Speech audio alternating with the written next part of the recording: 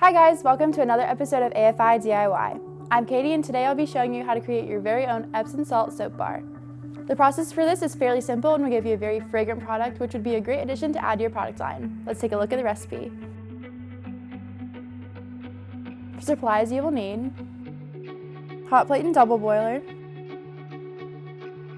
spoon for transferring the mixture, silicone utensil for stirring, and a silicone bar soap mold. To make 3 bars of soap, you will need 19.8% or 1/4 cup of Epsom salt, 79.4% or 1 cup of cubed glycerin soap base, 0.4% or 1/4 teaspoon of colorant, 0.4% or 1/4 teaspoon of fragrance. Out of the many options here at AFI, today I chose Eucalyptus Lavender. Wow, it smells so enchanting and relaxing. Let's begin.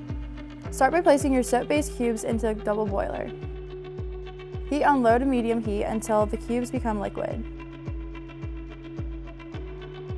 Once this is done, remove from the heat. If you're wanting to upgrade this product, go ahead and add the colorant of your choice.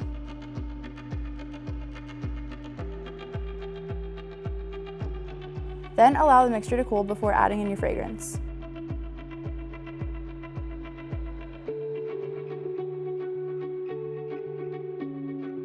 Next, add your Epsom salt and quickly stir until it reaches a slushy-like consistency. Scoop the mixture into your soap molds. As the mixture cools, press it down into the mold. Allow the soap bars to harden for 2 to 3 hours before removing from the soap mold. Your product is now ready to be used. Look how cool these are! This recipe ended up costing us about $1 to make, and you can sell it wholesale for 2 to 4 and retail for 5 to 8.